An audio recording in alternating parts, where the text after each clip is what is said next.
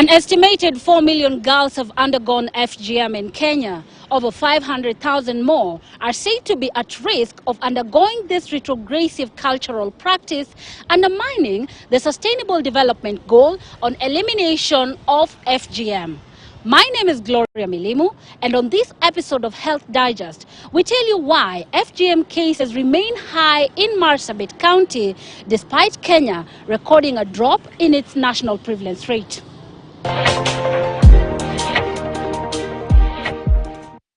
Nimekeketwa nikiwa miaka 7. Alafu sababu yake ilikuwa nimeambiwa nitakuwa msichana mwenye hana nidhamu. 14-year-old Noor, not her real name, a Form 2 student from Marsabit County, recounts the events of a night that was supposedly meant to tame her behavior should she experience a rout of hormones in the future. Not even her frail voice would stop the infamous old women with sharp razor blades, deemed to be enforcers of a retrogressive cultural practice, from mutilating her genitalia that night. She added to the growing list of girls and women who are subjected to this kind of gender-based violence. If tables were to turn now, she tells us, she would neither undergo the cut nor allow her parents to subject her to the risky procedure. Your reason, it doesn't make sense. Hata mimi siku ningekuwa na umri ya sasa kufanya decision ningekataa kabisa. Unlike Noor, whose fate seemed to have been sealed at a tender age, her counterpart, whom we shall call Debaso, also not her real name, is among the rising new generation of girls from the county who have rejected the cultural practice they term oppressive. Ordinarily, at 18 years, she would have already undergone the cut and even married off, according to her culture. But as fate will have it, she is lucky to have been born in a family that does not embrace circumcision of women. Hii kitu inaharibu kwanza wasichana wengi sana kwa hapa. Wengine wanakeketwa ili waweze kuolewa mapema, na kwa sababu kama hujakeketwa ni kama msichana ambaye hujakoma. Despite her stand, she faces criticism and a darting eye from some members of her community, especially her peers. To keep her mind off it, she helps around in a school owned by her father, where she serves in various capacities. On this day, she was busy preparing a meal for the young ones, even as she waits to further her education in pursuit of her passion, catering.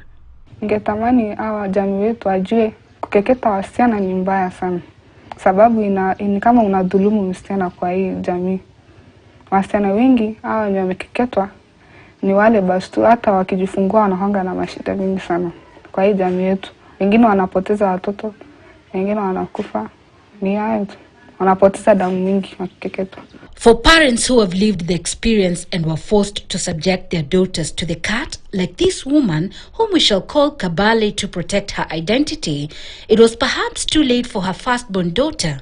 But the sensitization and enlightenment on the demerits of female circumcision has now left her an anti-FGM crusader in a community that still practices the cut, though in hiding.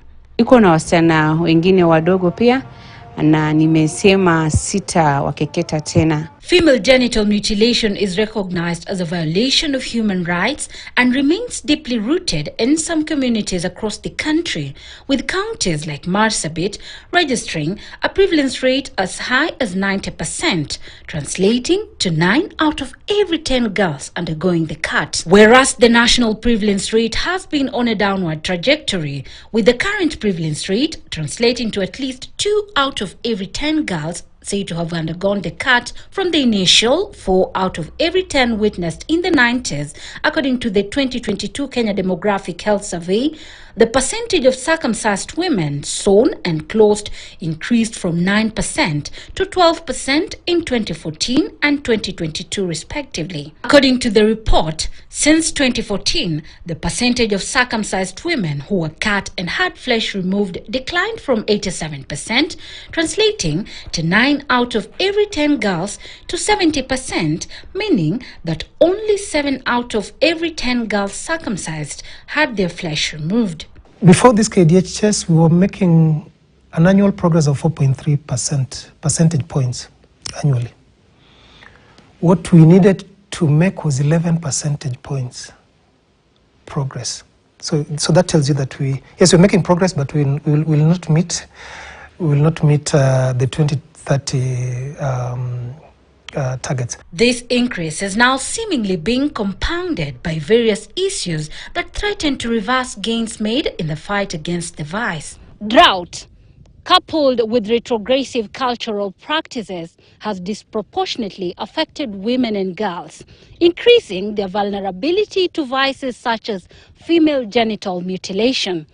Here in Marsabit, those two factors have combined to make life even more difficult for female populations. Statistics by the United Nations International Children's Emergency Fund, UNICEF, indicates that of the 22 high FGM burden counties in Kenya, 12, including Marsabit, are experiencing the worst drought in several years. Cumulatively, it's like almost 10 years. We've never had rain in Marsabit.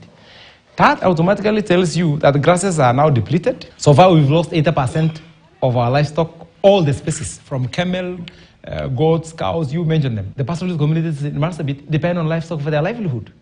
What happens when all these animals get wiped away by the drought? It now means parents can no longer afford to pay school fees for their kids. Schools are not just learning environments. They're also protective environments for girls, and we saw that with COVID. So when girls drop out of schools because of this climate change and other emergencies like drought, then they're prone to vices like FGM.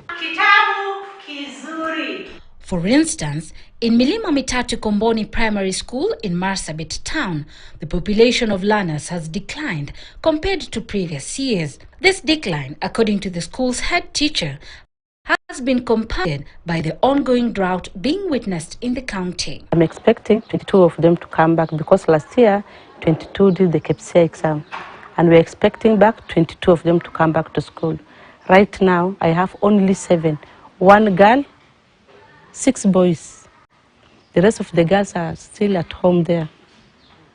The problem was, recently a parent came to me and she told me that because of lack of money, my child cannot come right now because of the uniforms. Culturally, this brutal act is deemed as a rite of passage and a means to supposedly help uphold a woman or girl's chastity by controlling their sexuality. But is this often the case? The ongoing drought, on the other hand, has robbed off families of their livelihoods, increasing the risk of girls and women being used as a financial security for families hard hit. A family will tell you they married off their girl because they wanted to get rid of just one mouth to feed during this drought.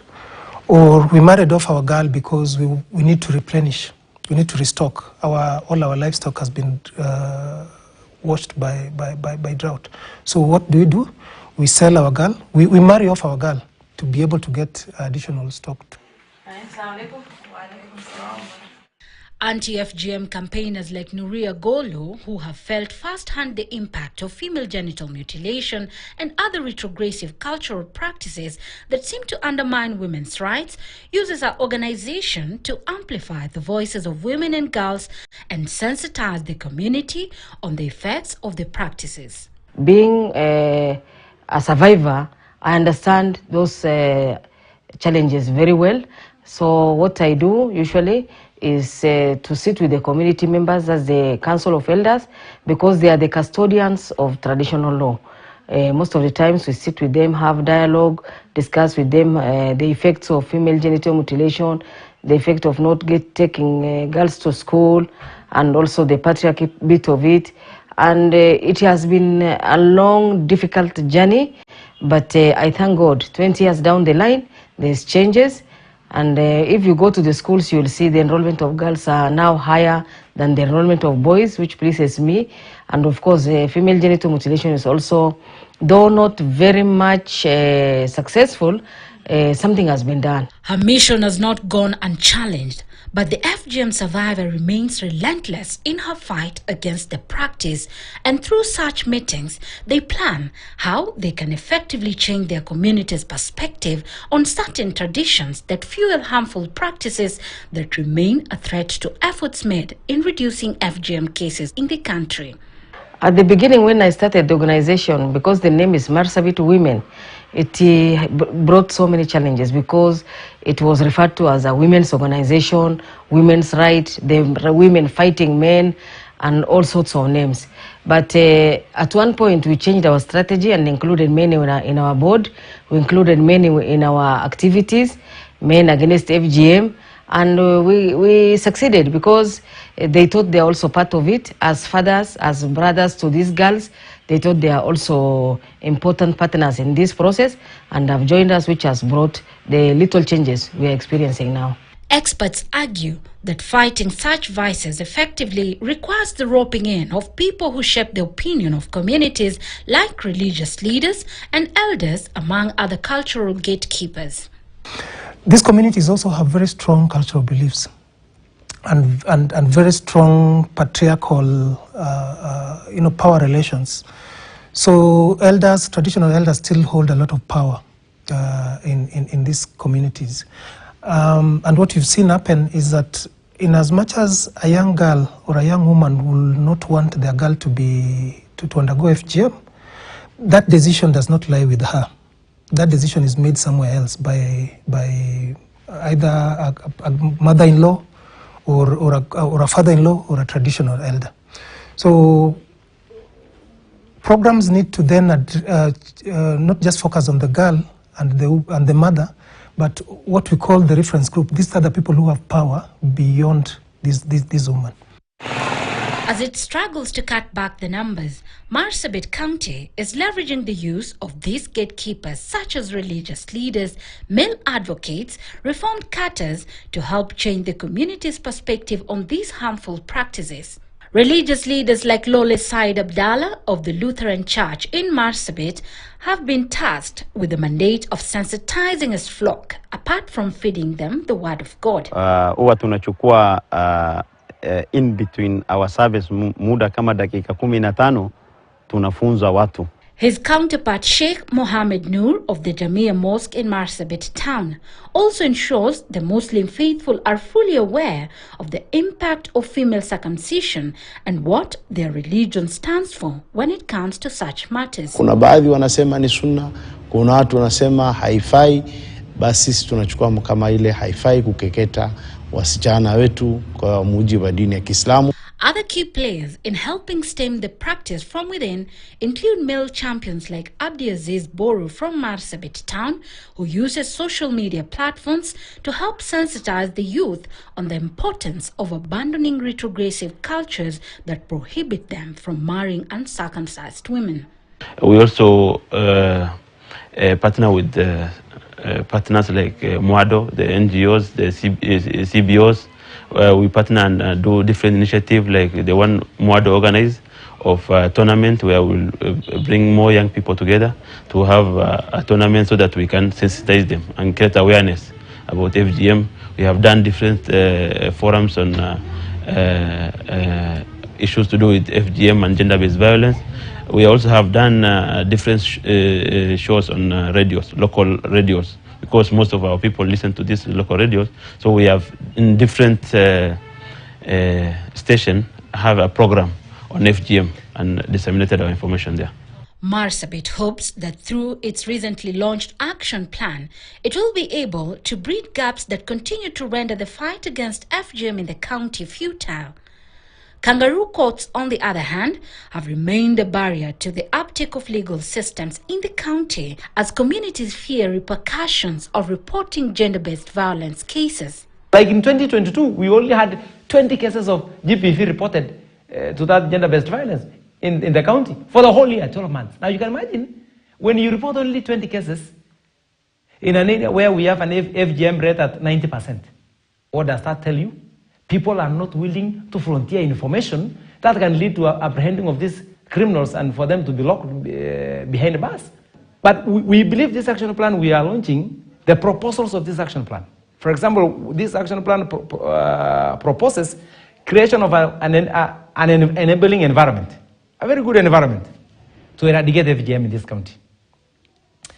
This action plan also proposes empowering women so that women can be able to know their own rights. Women and girls know that FGM is violation of my own right. You know, like basic paralegal training of our women and girls. We've also seen a lot of social norms change by communities. 2-3 years ago, you would see communities actually celebrating in public with girls who had been cut, dancing and if you went to Korea, for instance, you'll see girls on the road being paraded. But in the last 2 years, we've seen a lot of government effort and law enforcement. So in a good and a bad way, some of it it's sort of gone underground. So it means that people know that there is a penalty if you did this. So yeah, so we've seen a lot of progress towards that. Lack of political goodwill also seemed to fuel the culture as politicians shy away from condemning the act publicly due to political consequences. We have the gender-based desk at the police, even here. All right, we have a gender-based. But despite that, there has been low uptake or reporting of these cases. You can hear, like in 2022, we only had 20 cases of GBV reported to that gender-based violence in the county for the whole year, 12 months. Now you can imagine, when you report only 20 cases in an area where we have an FGM rate at 90%, what does that tell you? People are not willing to volunteer information that can lead to apprehending of these criminals and for them to be locked behind bars. For FGM, normally we don't get a reported case. Cases are there. We know it's there. They do practice, but normally they don't report to the office. Even to the chief, they don't report. They do it at the Manyata levels. If you look at the government systems, the Child Protection Information Management System, there are very few cases of FGM you'll see in there because a lot of it goes unreported. The second thing about law enforcement is that we also see what I would call alternative dispute resolution. I know now in Kenya, ADR is formalized, but you see kangaroo courts, communities having their own way of sorting these issues out. So they don't want to subject culprits into the formal system of going to courts and getting punishment. Experts argue that cross-border female genital mutilation still threatens the fight against the cut among cross-border communities. To reinforce gains made at the national level, they advise on the need for intergovernmental collaboration. So sometimes you'll find we have very good laws and very strong that deter, but our neighboring countries don't have such. These are same communities. They don't recognize these borders. So sometimes you find them moving across the border to perform the act and then bring the girls back. Lack of a common regulatory regime and laws for individual countries is said to be a barrier to ensuring compliance with their respective laws governing the practice. Understanding cross-border dynamics is critical in fostering cooperation between countries to find a common ground in ensuring compliance with the various laws that protect women and girls against harmful practices like FGM. A number of these countries are now trying to harmonize our laws so that, and in our laws actually, FGM conducted outside the country is still punishable here. So those are the things that we're still trying to harmonize with our countries. But we've seen a lot of movement from government. In the last 2 or 3 years, we've seen a lot of commitment. The other challenge the county is grappling with is medicalization of FGM. Some health practitioners from FGM practicing counties like Marsabit have been accused of conducting the cut and disguising it to look less harmful, therefore promoting its uptake. About 15% of all FGM conducted in Kenya is said to have been conducted by a professional health worker. We'll be moving to partner with the MTCs, medical training colleges, to train those fresh students on the harmful nature of FGM, as well as the schools of medicine in the universities. And we have a center in the University of Nairobi that we will be partnering with in this year. The second thing is that we're going to partner with the professional associations of these professionals, the Nursing Council, the National Nursing Association, Kenya Clinical Office Association, to reach out to those who are already practicing, orient them on the harmful nature of FGM. County government is closely investigating, together with even the police. If we can just get one a health professional practicing FGM, I think she's going to become a lesson to the rest. As Kenya reaffirms its stake in upholding zero tolerance against female genital mutilation, experts call for urgent action and concerted effort to ensure the country at least remains on course in meeting its 2030 targets of ending FGM. Delivering this ambitious goal, they say, will require decisiveness and a sense of urgency. Until we change the narrative and, the thinking of our people, and put through collective action, that's the only time we can be able to achieve our goal of eradicating FGM. Currently, the prevalence rate of female genital mutilation remains high among women with no education. The practice also remains high in the rural areas compared to urban areas at 18.4% and 9.7% respectively. Gloria Milimu, KTN News.